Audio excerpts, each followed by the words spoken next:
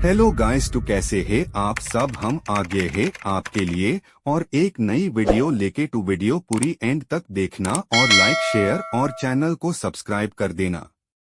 तो चलो शुरू करते हैं। आज जो मैं आपको किस्सा बताने जा रहा हूँ वो हमारे कस्बे के भूथा अस्पताल का है। सारे कस्बे के लोग इस अस्पताल को भूथा अस्पताल कहते हैं। इस अस्पताल का असली नाम विक्टोरिया अस्पताल है। इस अस्पताल को आज से करीबन 100 साल पहले अंग्रेजों ने बनवाया था। उस अस्पताल के सामने एक कब्रिस्तान है। मेरे दादाजी ने मुझे बताया था कि आज से 60 साल पहले इस अस्पताल में ऑपरेशन के दौरान एक लड़की की मौत हो गई थी। तब से उस लड़की की आत्मा उस अस्पताल में भटकती है।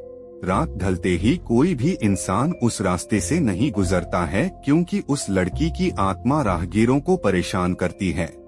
हालांकि मैं दादाजी की बताई पुरानी भूथा कहानियों में ज्यादा विश्वास नहीं करता था। एक रात मैं अपने दो दोस्तों अंकित और राजू के साथ रात को बाइक पर घूम रहा था। तभी मेरे एक दोस्त ने मुझसे विक्टोरिया अस्पताल वाले रास्ते से चलने को कहा। हम में से कोई भी ज्यादा भूत प्रेतों पर विश्वास नहीं करते थे और हमने उस रास्ते से जाने का पक्का किया। उस समय रात के 10 बज चुके थे। हम तीनों ने ये बात अपने परिवार वालों को नहीं बताने का वादा किया और उस रास्ते पर निकल पड़े। जैसे ही हम उस रास्ते से निकले, रास्ते पर रेत होने की वजह से हमारी बाइक फिसल गई और हम तीनों धड़ाम से बाइक से दूर गिर गए। गनीमत थी कि हम लोगों को कोई चोट नहीं आई थी। बाइक चला रहे मेरे दोस्त अंकित ने बोला कि उसका बैलेंस तो बराबर था, फिर ये बाइक कैसे फिसल गई। हालांकि वो थोड़ा डर गया था। तो मेरे दूसरे मित्र राजू ने बाइक चलाने को कहा। अब राजू बाइक चला रहा था।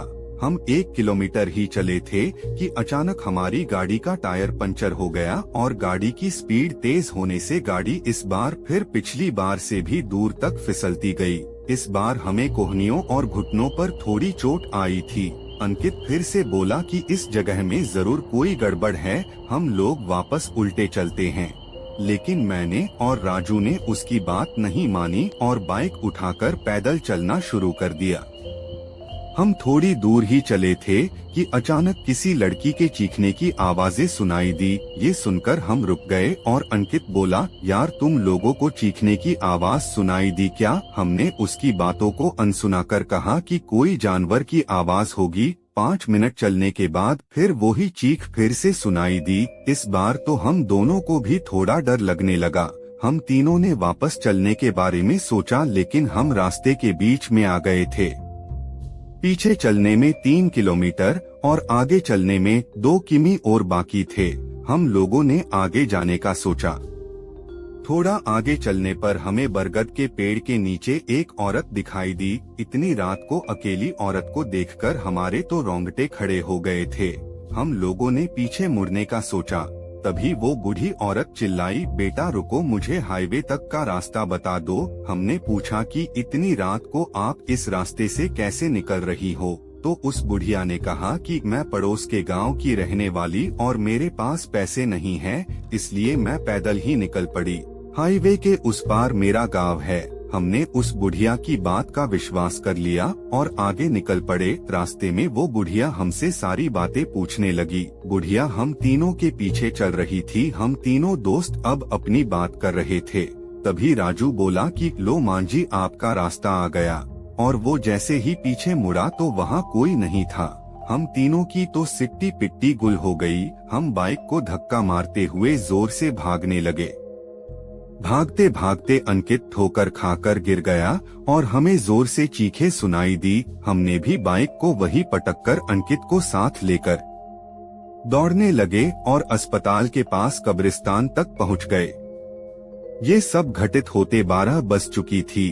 हम पसीने से तरबतर हो गए थे और कब्रिस्तान पार कर एक मंदिर में रुक गए, क्योंकि अगर बिना बाइक के घर जाते तो जूते पड़ते। इसलिए उस रात मंदिर में ही रुक गए और सुबह होते ही बाइक लेकर अपने अपने घर आ गए और घर वालों दोस्त के यहाँ रुकने का बहाना बना दिया।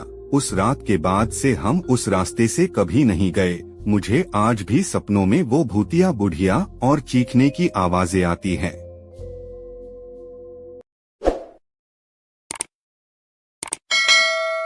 तो चलो गाइस, आज के लिए इतना ही, और वीडियो कैसी लगी कमेंट में बताना। नई वीडियो में मिलते हैं, तब तक के लिए बाय बाय गाइस।